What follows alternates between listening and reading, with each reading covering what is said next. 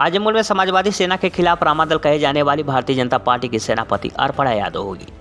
समाजवादी पितामह मुलायम सिंह यादव की बहू अर्पणा ने अभी हाल ही में भाजपा का दामन थामा है और ऐसी स्थिति में भाजपा के रणनीतिकारों ने उनको समाजवादियों का अवैध दुर्ग कहे जाने वाले आजमगढ़ जिले में नेतृत्व की बागडोर सौंपने का मन बनाया है। ऐसे में अपने अवैध दुर्ग को बचाए रखने के लिए निश्चित रूप से सपा सुप्रीमो अखिलेश यादव को भी कारगर रणनीति बनानी ही पड़ेगी और इस रणनीति के तहत सपा मुखिया अखिलेश यादव के परिवार का कोई सदस्य आजमगढ़ से विधानसभा का चुनाव लड़ सकता है और मौजूदा समय में अखिलेश यादव आजमगढ़ के सांसद हैं और उनके परिवार का कोई सदस्य 10 विधानसभा क्षेत्रों वाले इस जिले की किसी सीट से आसानी से चुनाव जीत सकता है और इसके विपरीत अखिलेश यादव को लोकसभा में सबसे अधिक मत गोपालपुर विधानसभा क्षेत्र से मिला था और ऐसे में यह माना जा रहा है कि उनके परिवार का कोई सदस्य यदि इसी जिले से चुनाव लड़ेगा तो वह अपना क्षेत्र गोपालपुर ही चुनेगा। कुछ दिन पहले तक यह माना जा रहा था कि खुद अखिलेश यादव ही गोपालपुर से चुनाव लड़ेंगे, मगर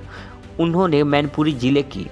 एक विधानसभा सीट से खुद के चुनाव लड़ने का ऐलान करके सारी अटकलों को विराम लगा दिया है। उनके परिवार के किसी सदस्य के पूर्वांचल के केंद्र आजमगढ़ से चुनाव लड़ने की बात इसलिए उठी क्योंकि पश्चिमी यूपी में चुनावी बागडोर थामने के लिए अखिलेश का पूरा कुनबा ही मौजूद है। इसके साथ ही लोकदल से समझौते के बाद पश्चिमी में सपा यूं ही मजबूत हो गई है और इसके विपरीत पूर्वांचल में सपा के पास कोई ऐसा लोकप्रिय चेहरा नहीं है जिससे आगे करके वह रणभूमि में उतरे और इसके विपरीत उनके प्रमुख प्रतिद्वंदी भाजपा के पास पूर्वांचल में प्रधानमंत्री नरेंद्र मोदी और मुख्यमंत्री योगी आदित्यनाथ हैं और इसके साथ ही अखिलेश के परिवार की बहू अर्पणा ने भाजपा का दामन थामकर भाजपा